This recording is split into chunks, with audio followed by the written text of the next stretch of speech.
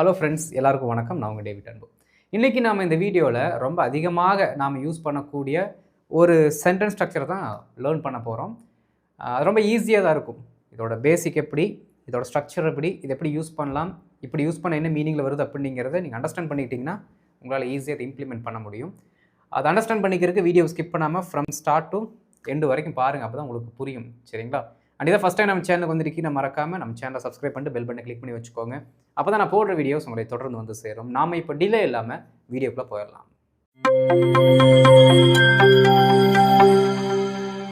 Friends, இங்கே பாருங்கள், தமிழில் இந்த 3 வார்த்தை இருக்குது. யோசி, சிந்தி, நினை.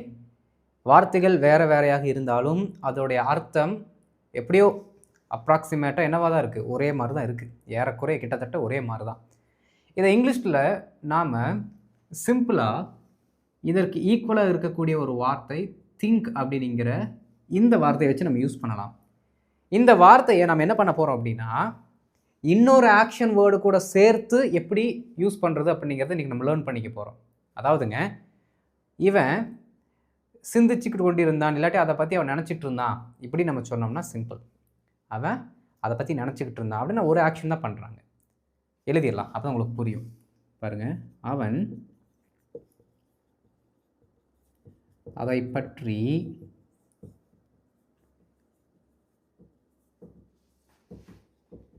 நினைத்து கொண்டு இருந்தான். ஓகே, அவன் அதை பற்றி நினச்சிட்டு இருந்தான், ஒரு ஆக்ஷனை பண்ணியிருக்காரு. இங்கே திங்க்ங்கிறது தான் ஆக்ஷன். இப்போ அடுத்த சென்டென்ஸை பாருங்களேன். அவன் உனக்கு கூப்பிடலாம்னு நினச்சிக்கிட்டு இருந்தான். வழக்கு தமிழ் எழுதுகிறோம், சரிங்களா?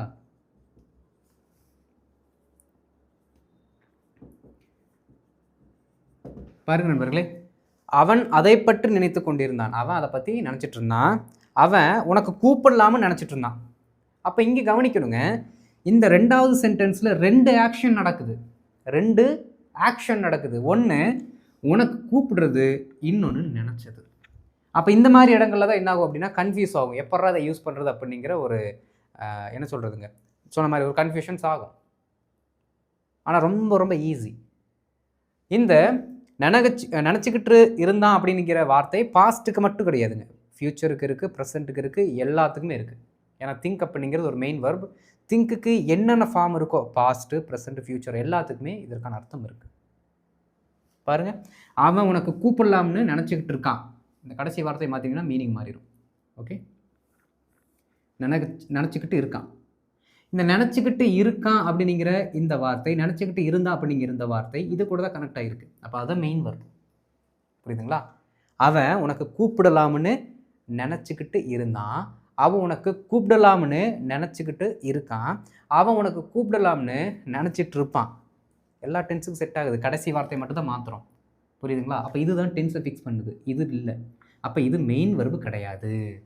அப்போ எந்த வார்த்தை சென்டென்ஸோட டென்ஸை மாற்றி விடுதோ அதுதான் மெயின் வர்பு. எது மாற்றலையோ அது மெயின் வர்பு கிடையாது, அது வேறு என்னமோ ஒன்று. சரி, கவனிங்க. இந்த மாதிரி வார்த்தைகளை சொல்வதற்கு நாம் இங்கே பாருங்கள், பாஸ்டாக இருந்தால் தாட், ப்ரெசண்ட்டாக இருந்தால் திங்க், ஃப்யூச்சராக இருந்தால் வில் திங்க். இந்த வார்த்தையை நம்ம யூஸ் பண்ணோம், சரிங்களா? இதற்கடுத்து காமனாக எல்லாத்துக்கும் ஆஃப் அப்படிங்கிற ஒரு வார்த்தை போட்டு என்ன ஆக்ஷன் அவங்க பண்ணலாம்னு நினச்சிக்கிட்டு இருந்தாங்களோ, நினச்சிக்கிட்டு இருக்காங்களோ, நினச்சிக்கிட்டு இருப்பாங்களோ, அந்த ஆக்ஷனை நீங்கள் ஜெரண்டு ஃபார்மில் போட்டிங்கன்னா வேலை முடிஞ்சது, அவ்வளோதான். ஓகே, பாஸ்ட்னா தாட், பாஸ்ட் அப்படின்னா சிம்பிளாக கடந்த காலத்தில் அவர் அந்த வேலையை செஞ்சார் அப்படிங்கிற மீனிங் தான் வரும். ப்ரெசண்ட்டில் ஜென்ரலாக ஒரு விஷயத்தை அவர் எப்பயுமே நினச்சிக்கிட்டு இருப்பாரா அப்படின்னு சொன்னீங்கன்னா திங்க்னு யூஸ் பண்ணணும். நல்லா கவனிக்கணும். ஜென்ரலாக ஒரு விஷயத்தை அவர் எப்பயுமே பண்ணுறாரு, அது ஒரு ஜென்ரல் ஐடியா, ஜென்ரல் ஒப்பீனியனாக இருக்குன்னு வச்சுக்கோங்களேன். அங்கே திங்க் அப்படிங்கிற பிளெயின் V1 யூஸ் பண்ணலாம். அந்த பர்டிகுலர் டைமில் மட்டும் அவர் நினச்சிக்கிட்டு இருக்கிறாரு அப்படின்னா நீங்கள் இந்த திங்க் அப்படிங்கிறத ஒரு பி வெர்ப் கூட, ஃபார் எக்ஸாம்பிள் இஸ்ஸு, ஆமு, இந்த மாதிரி போட்டு ஜெரண்டில் தான் சொல்லணும். திங்கிங் ஆஃப் அப்படின்னு சொல்லணும். ஓகே, திங்க் ஆஃப் அப்படின்னா மீனிங் வேறு, திங்கிங் ஆஃப் அப்படின்னா மீனிங் வேறு. திங்கிங் ஆஃப் அப்படின்னா அந்த பர்டிகுலர் டைமில் அவர் நினச்சிக்கிட்டு இருக்கிறது. திங்க் ஆஃப் அப்படின்னா ஜென்ரலாக பொதுவாகவே அவர் நினச்சிட்டு இருப்பார். நேற்று நினச்சிட்டு இருந்திருப்பார், இன்றைக்கி நினைப்பார், நாளைக்கு நினைப்பார். ஏன்னா ஜென்ரல் ஆச்சே. புரியுதுங்களா? ரைட். அப்போ அந்த மாதிரி இடத்துல தான் திங்க் யூஸ் பண்ணணும். இப்போது இந்த ஸ்ட்ரக்சரை நம்ம வச்சுக்கிட்டு இதை எப்படி சொல்லலாம் அப்படின்னு பார்க்கலாம். இது ஈஸி, அதனால் இதை நம்ம படிக்க போகிறதில்ல, இதுதான் பார்க்க போகிறோம். அவன் உனக்கு கூப்பிடலாம்னு நினச்சிக்கிட்டு இருந்தான். ஓகே, இதோட ஆன்சர் என்ன பண்ணலான்னா இங்கே நம்ம ட்ரை பண்ணலாம். ஏன்னா எல்லா இடத்துலையும் நம்ம ஃபில் பண்ணிட்டோம். பாருங்கள், he thought of, okay, he thought of calling you. he thought of calling you. அவன் உனக்கு கூப்பிடலாம்னு நினச்சிக்கிட்டு இருந்தான். நேற்று நான் சொல்லி கொடுத்த வீடியோவில் அவன் வருவாளான்னு அவர் கேட்டார், வருவாளான்னு கேட்டார். கேட்டார் அது என்னது?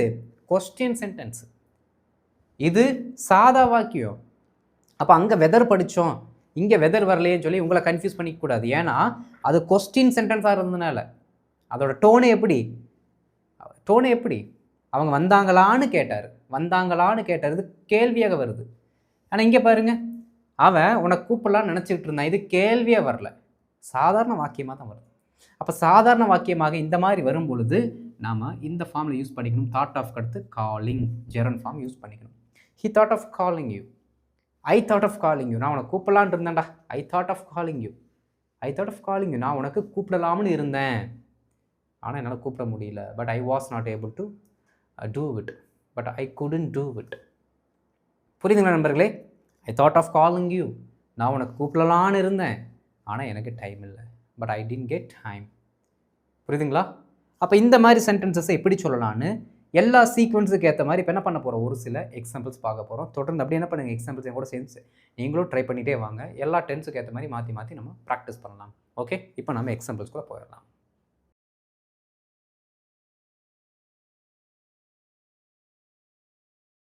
ஃப்ரெண்ட்ஸ், இப்போ ஃபஸ்ட்டு செட் ஆஃப் எக்ஸாம்பிள்ஸ் ஒரு சின்ன ஐடியா மட்டும் உங்களுக்கு எக்ஸ்ட்ரா சொல்லி கொடுக்குறேன். என்ன அப்படின்னா, சென்டென்ஸோட கடைசி வார்த்தை எப்படி முடியுதுன்னு பாருங்கள். அது சிம்பிள் ஆக்ஷனாக முடியுதா இல்லை கண்டினியூஸ் ஆக்ஷனாக முடியுதான்னு பாருங்கள். சிம்பிள் ஆக்ஷனாக முடிஞ்சதுன்னா சிம்பிள் V2 போட்டுக்கோங்க. அதுவே கண்டினியூஸாக முடிஞ்சதுன்னா கண்டினியூஸ் டென்ஸ் போட்டுக்கலாம், தப்பு இல்லை, அதே அர்த்தத்தை தான் கொடுக்கும். அந்த வேலையை அவங்க அப்படி பண்ணலான்னு நினச்சிக்கிட்டு இருந்தாங்க, அந்த வேலையை அப்படி பண்ணலான்னு நினச்சான், இவ்வளோ தான் டிஃப்ரென்ஸ். நீங்கள் தமிழில் எப்படி சொல்லணும்னு விரும்புகிறீங்களோ அதுக்கேற்ற மாதிரி என்ன ட்ரான்ஸ்லேஷன் கரெக்டாக சூட்டபுளாக இருக்குன்னு பார்த்து வச்சுக்கிட்டு யூஸ் பண்ண ட்ரை பண்ணுங்கள். ஓகே, சரி. இப்போ கவனிங்க, வீட்டை மாற்றலாம்னு அவங்க நினச்சாங்க. ஜஸ்ட் என்ன பண்ணாங்க, நினச்சாங்க, தாட்டு தான். ஆனால் கடைசியில் மாற்றலை. இப்படி ஏதாவது ஒரு சென்டென்ஸ் என்ன பண்ணுங்கள், பின்னாடி ஆட் பண்ணி நீங்கள் பேசி பழகுங்க. அப்போ தான் ஒரு கோர்வையாக இருக்கும், அந்த கோஹரன்ஸ் கிடைக்கும். COHERENC நினைக்கிற கோஹரன்ஸ் அப்படின்னா தொடர்ச்சி அப்படின்னு அர்த்தம். சரிங்களா? வீட்டை மாற்றலாம்னு அவங்க நினச்சாங்க, ஆனால் கடைசியில் மாற்றலை. பாருங்க நண்பர்களே, தே தாட் ஆஃப், அவ்வளோதான். இப்படி ஸ்டார்ட் பண்ணிடணும். ஒரு விஷயத்தை இப்படி பண்ண நினச்சாங்க அப்படின்னால உடனே இப்படி ஸ்டார்ட் பண்ணிடணும். தே தாட் ஆஃப் வீட்டை மாற்றுறதுக்கு ஷிஃப்ட்டுன்னு தான் சொல்லுவோம். அப்போ அதை ஜெரண்ட் ஃபார்மில் கொண்டு வந்துடணும். ஷிஃப்டிங், ஆல்ரெடி இருக்க வீட்டிலேருந்து இன்னொரு வீட்டுக்கு போகிறாங்க, அப்போ ஷிஃப்டிங் டு அனதர் ஹவுஸ்ன்னு சொல்லணும். புரியுதுங்களா? Another house. பாருங்க, they thought of shifting to another house, they thought of shifting to another house. அவங்க வேற ஒரு வீட்டுக்கு போகலான்னு நினச்சாங்க, மாற்றலான்னு நினச்சாங்க, ஆனால் பட் கடைசியில் மாற்றலை. பட் இந்த எண்ட் அவங்க மாற்றலை தானே, தே டிண்ட். ஒரு ஆக்ஷன் அவங்க செய்யலை, அதனால பாஸ்டில் தான் எழுதணும். பட் இந்த எண்ட் தே டிண்ட், பட் இந்த எண்ட் தே டிண்ட். சேர்த்து சொல்லுங்க. இப்போ they thought of shifting to another house, but in the end they didn't அப்படின்னு சொல்லக்கூடாது, didn't. எப்படி?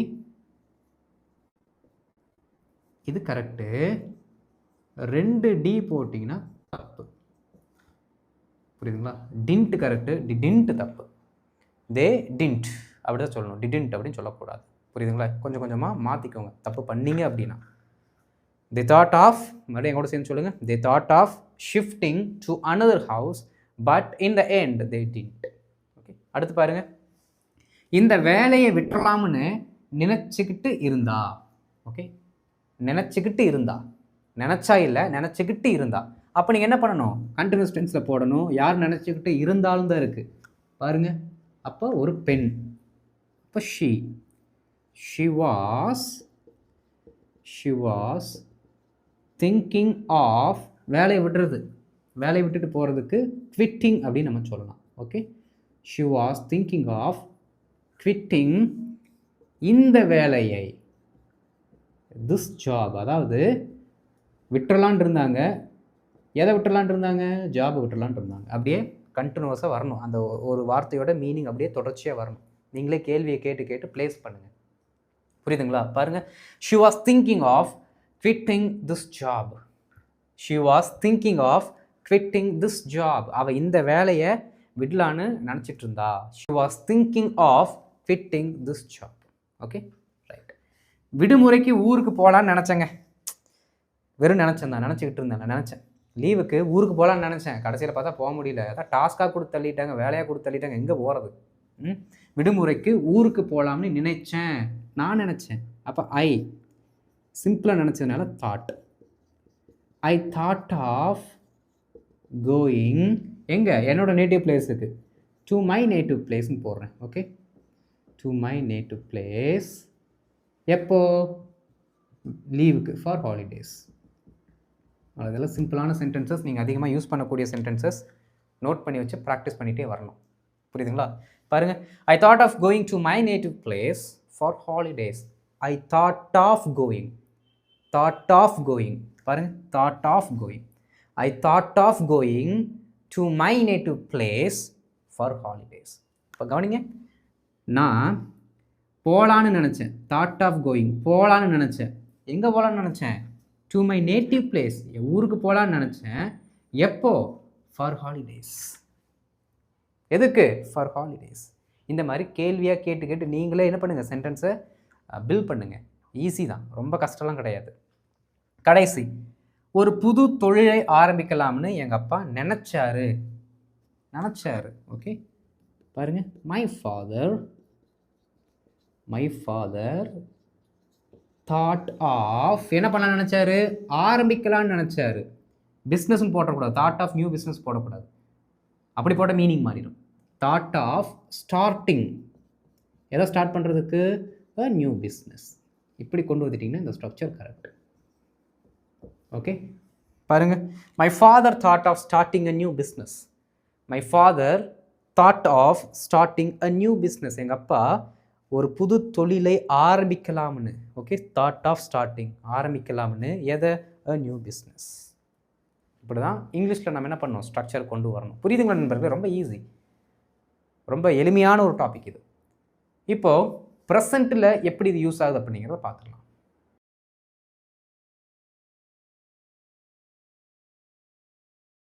இப்போ அடுத்த செட் ஆஃப் எக்ஸாம்பிள்ஸ் பாருங்கள். என்னோட ஃப்ரெண்டு எப்போவுமே கிளாஸை கட்டடிக்கலான்னு தான் யோசிச்சுட்டு இருப்பான். நல்லா கவனிக்கணுங்க. இப்போ நம்மளாம் ஒரு கிளாஸில் இருக்கோம். எப்பயுமே நம்ம ஃப்ரெண்டு பண்ணுற ஒரே வேலைனா எப்படா கிளாஸை கட்டடிக்கிறது, மேக்ஸ் கிளாஸ் வந்தால் சரி, மியூசிக் கிளாஸ் வந்தாலும் சரி, எப்படா கட்டடிக்கலாம் அப்படிங்கிறதான் யோசிச்சுட்டு இருப்பா. அப்படிங்கிற அவனோட ரெகுலர் ஹேபிட்டை பற்றி பேசுகிறோம் நண்பர்களே. இப்போ ப்ரெசென்ட்டில் அவனோட ரெகுலர் ஹேபிட்டை பற்றி பேசுகிறோம். அப்போ ரெகுலர் ஹேபிட் அப்படின்னாலே நம்ம சிம்பிள் ப்ரெசென்ட் தானே யூஸ் பண்ணுவோம். அப்போ அதற்கு ஏற்ற மாதிரி தான் இங்கே நம்ம யூஸ் பண்ணணும். சரி, இங்கே யார் ஒரு விஷயத்தை பண்ணலான்னு நினச்சிக்கிட்டு இருக்கா? மை ஃப்ரெண்டு இருந்து எழுதியிருக்கோம். அப்போ என்னோட நண்பன். அப்போ அதைத்தான் நீங்கள் சப்ஜெக்டாக இங்கே போடணும். ஓகே, பாருங்கள், my friend.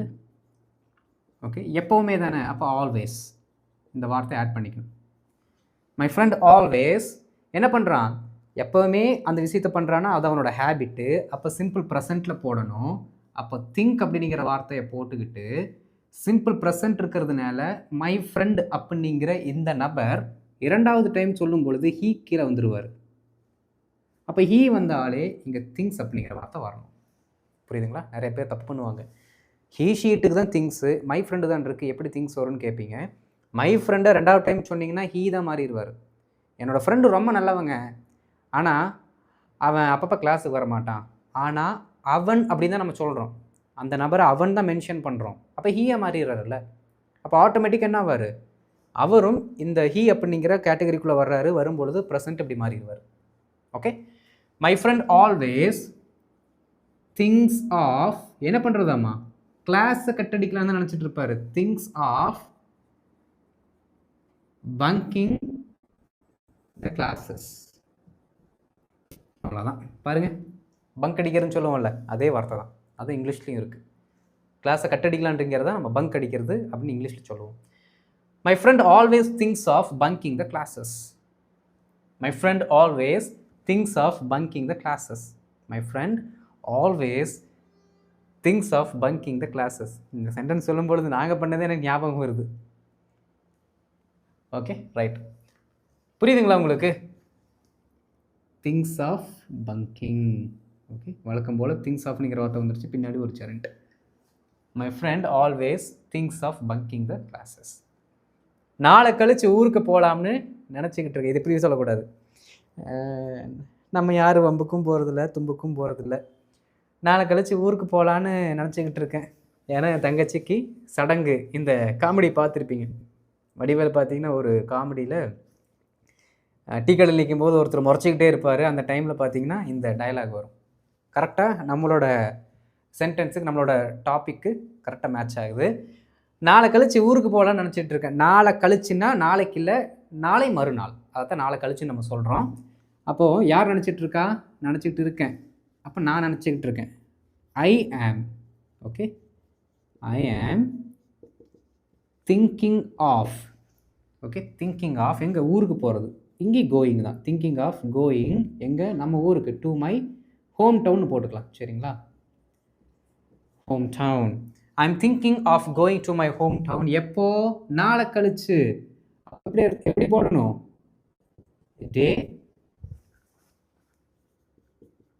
After tomorrow. Okay, my home town day after tomorrow. இதற்கு இன்னொரு வார்த்தையும் இருக்குது பாருங்களேன். ஓவர் மாரோ அப்படின்னு சொல்லுவாங்க.